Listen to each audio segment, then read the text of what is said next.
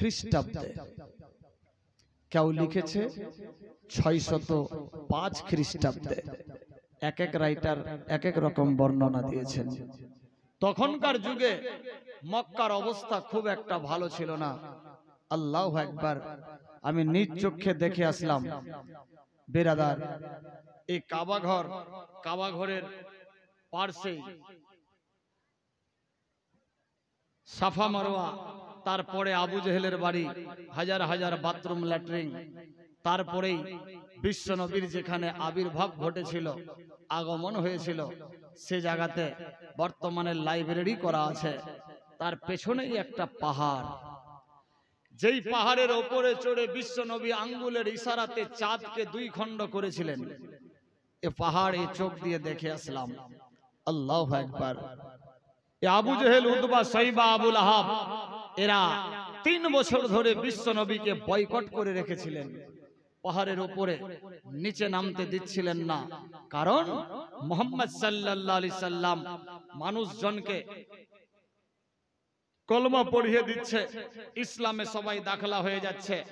আমাদের যে বাপদাদার ধর্ম বুত প্রস্তি পূজা, ওম নমো নম করদন্ত দিকরওয়ানম সত্যনম নম নামে নরগোনা নামে মারগোনা নামে স্বর্গ ইল্লাল্লাহর বেরা পারনা হো জপে নামে নিরাসরিস, আমরা যে তন্তর মন্তর পড়ছি এই দিকে তো আসতে দিচ্ছে না।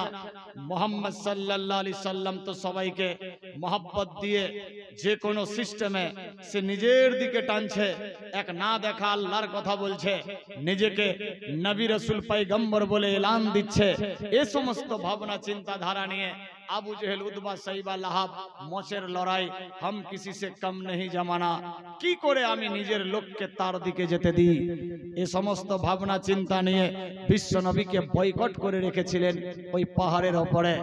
বিশ্ব নবী আল্লাহর কাছে দোয়া করছে, মাবুদ আমার তো বাপ নাই মা নাই, দেশের মানুষেরা আমাকে জাদুঘর করে বলে, আল্লাহ গো তুমি আমার মালিক, তুমি আমার স্রষ্টা, তুমি আমার রব, আমাকে তুমি বাঁচাও বাঁচাও।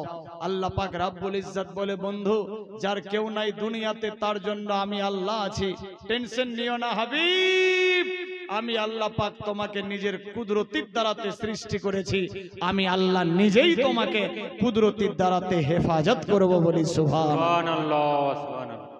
ওই পাহাড়ের উপরেই খাতুনে জান্নাতের জন্ম হয়। তখনকার যুগে বেদিন কাফের মুশরিকেরা নারীদের উপরে অত্যাচার চালাতো, মেয়েদেরকে নিয়ে নাচাতো, নাচনেওয়ালি বানিয়ে দিত, মাদক পান করত, মেয়েদেরকে নিয়ে হাসি মজাক ঠাট্টা উপহাস করত। নারীর মর্যাদা তখন ছিল না। জিন্দা জিন্দা মেয়েদেরকে জ্বালিয়ে দিত, জিন্দা মেয়েদেরকে জমিনের মধ্যে গেড়ে দিত। আল্লাহু আকবার। রাসূলের দ্বারা বি আসলেন, খবর পৌঁছে গেল। বিরাদার এক জল্লাদ গিয়ে বলছে, হুজুর আমার কি গুনাহ মাফ হবে? বিশ্ব নবী বললেন, হ্যাঁ কেন মাফ হবে না, তুমি ইসলামে দাখলা হয়ে যাও। ইয়া রাসূলুল্লাহ আমি অনেক পাপ করেছি। যতই পাপ করো কলমা পড়ে মুসলমান হয়ে যাও, আল্লাহ পাক সব মাফ করে দেবে। পূর্ণবান ইমানদার হয়ে গেলে মাসুম হয়ে যাবা। সেই এত বড় জালেম বিশ্ব নবীর কাছে কলমা পড়লেন, ইসলামে দাখলা হলো, চোখ দিয়ে পানি পড়ছে। এই সাহাবী কেন কাঁদছো? এখন তো তুমি আমার সাহাবা হয়ে গেলা, কাঁদছো কেন? তোমার তো সব গুনাহ মাফ হয়ে গেছে। ইয়া রাসূলুল্লাহ আমি এত বড় জালেম বাদশার কাজ করতাম, আমি এত বড় জালেম, আমি একটা দুটা নয় 99টা মেয়েকে মার্ডার করেছি, জিন্দা জমিনে পুঁতে দিয়েছি। ইয়া রাসূলুল্লাহ আমি আমার নিজের মেয়েকেও জিন্দা গেড়ে দিয়েছি, আমার মেয়ের জন্য কবর খুঁজছি, ধুলাবালি আমার উপরে পড়ছে, আমার মেয়ে ঝেড়ে দিচ্ছে, বলছে আব্বা এত কষ্ট কেন করছো? আমি বললাম বেটিরে টেনশন নিও না, বেটিকে হাত পা বেঁধে ওই গর্তে ফেলে দিলাম।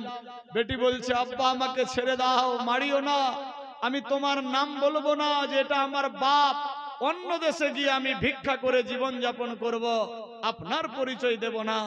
ইয়া রাসূলুল্লাহ ওই মেয়েটার বুকে যখন আমি বিশাল বড় একটা পাথর মারলাম, ওই মেয়েটা চিৎকার করে আওয়াজ দিল আব্বা এখনো পর্যন্ত আব্বা আব্বা ডাকটা আমি শুনতে পাই। এই জন্য আমি বলছি ইয়া রাসূলুল্লাহ, আমার কি এত বড় গুনাহ মাফ হবে? বিশ্ব নবীর চোখ দিয়ে পানি পড়ছে। আরে এইরকম নিষ্ঠুর বাপ হতে পারে, নিষ্ঠুর পিতা হতে পারে? আল্লাহু আকবার।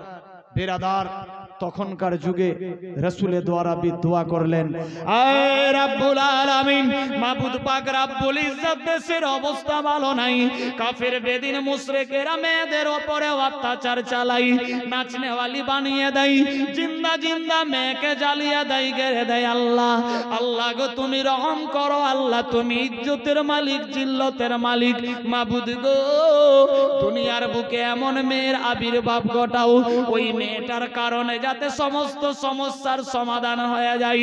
আল্লাহর নবী আল্লাহর কাছে দোয়া করতে লাগলো। আমার আল্লাহ পাক রব্বুল ইজ্জত বলে, জিবরাইল আমার বন্ধু আমার কাছে দোয়া চেয়েছে, আমি আল্লাহ পাক আমার বন্ধুর দোয়া কবুল করেছি। দেখ দেখ আমার বন্ধুকে বল নিজের বাড়িতে যাই।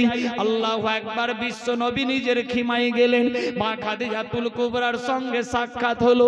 আল্লাহ পাকের রহমত, মা খাদিজাতুল কুবরার পেটে বাচ্চা চলে আসলো। সুবহানাল্লাহ। একের পর দ্বিতীয় দিন চলছে। 1 মাস 2 মাস 3 মাস 4 মাস পেটে বাচ্চা। 3টা মেয়ে আগে হয়ে গেছে, কুলসুম, রোকাইয়া, জাইনাব। 2টা বেটা হয়েছে খাদিজার, বিশ্ব নবীর সাংসারিক জীবনে। তার পূর্বে মা খাদিজার আরো যে 3টা বিবাহ হয়েছিল, কেউ লিখেছে 2টা, 5-6টা ছেলে মেয়ের মা তিনি, যার বয়স ছিল 40 বছর, আর বিশ্ব নবীর বয়স জওয়ান ছিলেন মাত্র 25 বছর। আল্লাহ পাকের হুকুম বিবাহ হয়েছিলেন। যাই হোক, সেই ঘটনার দিকে যাচ্ছি না। এই দিকে মা খাদিজাতুল কুবরার পেটে বাচ্চা। একের পর দ্বিতীয় দিন চলে। আল্লাহর হুকুম হয়ে গেল। আমার আল্লাহ পাক রব্বুল ইজ্জত বলে, জিবরাইল